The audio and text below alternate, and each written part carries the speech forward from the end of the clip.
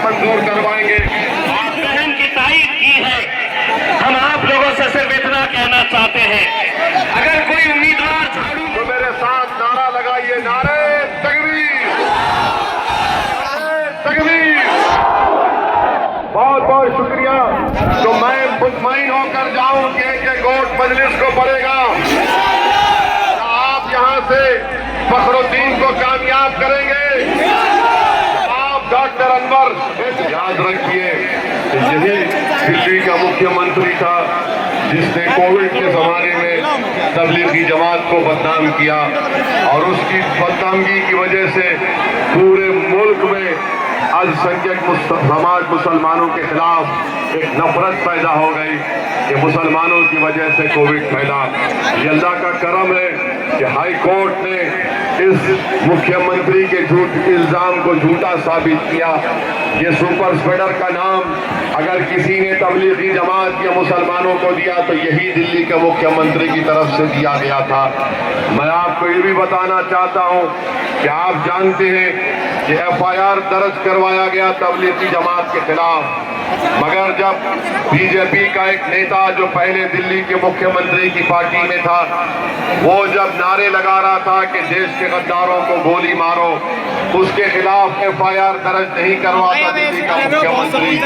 आप जानते हैं मेरे अजीज दोस्तों और बुजुर्गों, यही दिल्ली में इसी साल अप्रैल 16 को जब जहांगीरपुरी में बुलडोजर आकर घर और मस्जिद की दीवार को तोड़ दिया गया, तो यही दिल्ली के मुख्यमंत्री ने क्या कहा था? इसने कहा था कि बांग्लादेशी और रोहिंग्या हैं। मेरे अजीज दोस्तों और बुजुर्गों, बुलडोजर को PWD यही की दिल्ली सरकार के देकर वहां पर दुकानों को डिमोलिश कर दिया गया। मैं आपको ये बताना चाह रहा हूं कि मजलिस की लड़ाई हिस्सेदारी की लड़ाई है। मजलिस ये चाहती है कि गरीबों को, मजलूमों की एक आवाज दिल्ली के MCD में जाए ताकि वो आपके मसाइल को हल कर सके। मेरे अजीज दोस्तों और बुजुर्गों, हम ये भी देखते हैं कि ये दिल्ली के मुख्यमंत्री का एक मिनिस्टर जेल में है और जेल में उसको किस तरीके से उसकी खातिर तवाज़ो की जा रही है। पैरों को दबाया जा रहा है, पैरों को तेल लगाया जा रहा है।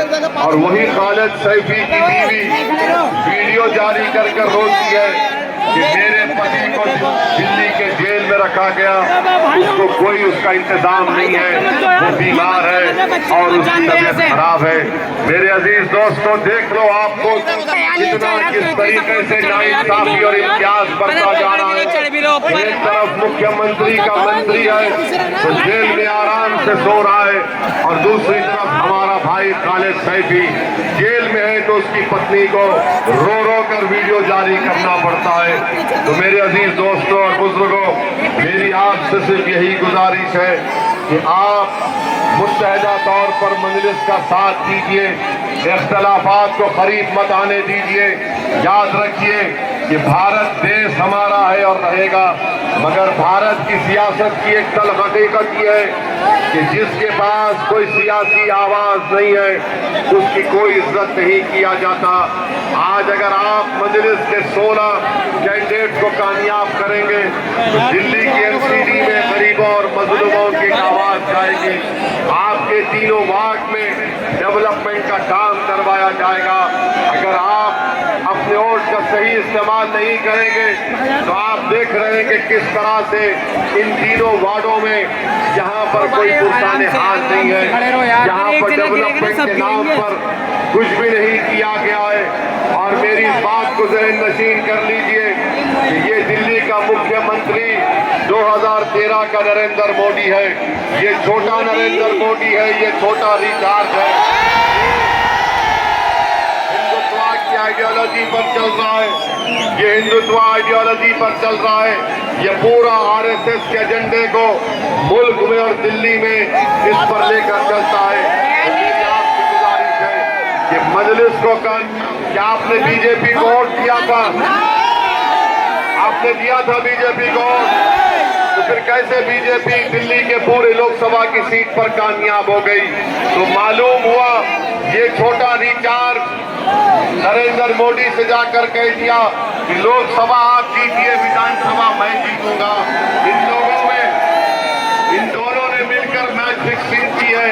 तो मेरी आपसे गुजारिश है कि आप अपने वोट का सही इस्तेमाल करिए, एक एक वोट को जाय होने मत दीजिए।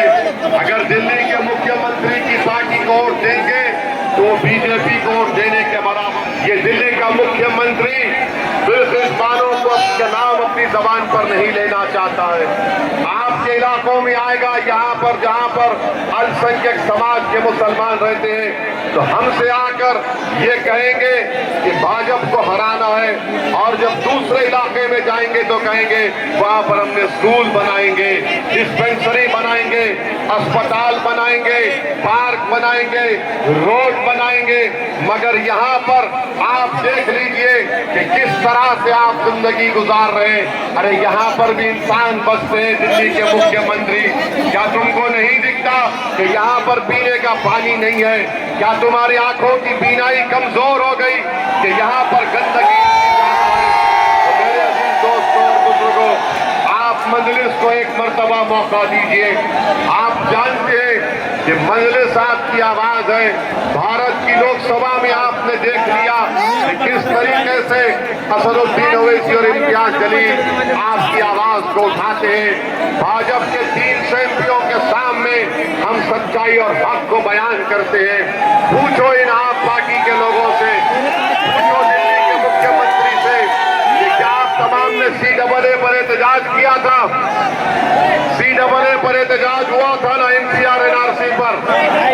ये दिल्ली का मुख्यमंत्री कहता था अगर मुझे NPR मिलता तो मैं शाहीन बाग को आधे घंटे में हटा देता। इनका एजेंडा और बीजेपी के एजेंडे में कोई फर्क नहीं है। इसीलिए मेरी आप तमाम से गुजारिश है कि पतंग के निशान पर वोट लगाइए। इतनी बड़ी तादाद में आप आए, मैं आपका शुक्रिया अदा करता हूं। मगर क्या आप लोग वादा कर रहे हैं कि 4 तारीख को मजलिस को वोट देंगे? 4 तारीख को पतंग के निशान पर बटन दबाएंगे?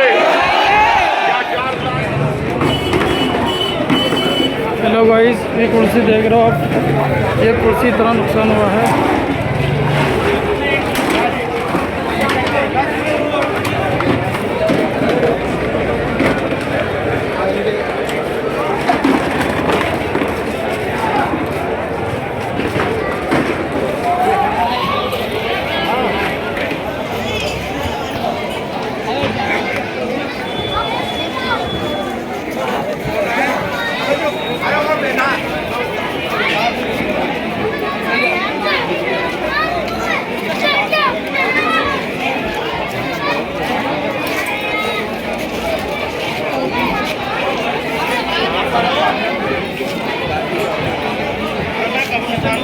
यहाँ तक कुछ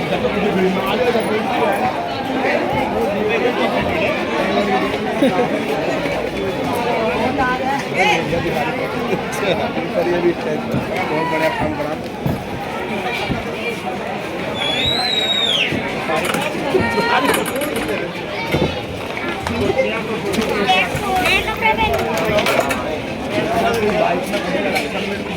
मैं क्या दुकान छोड़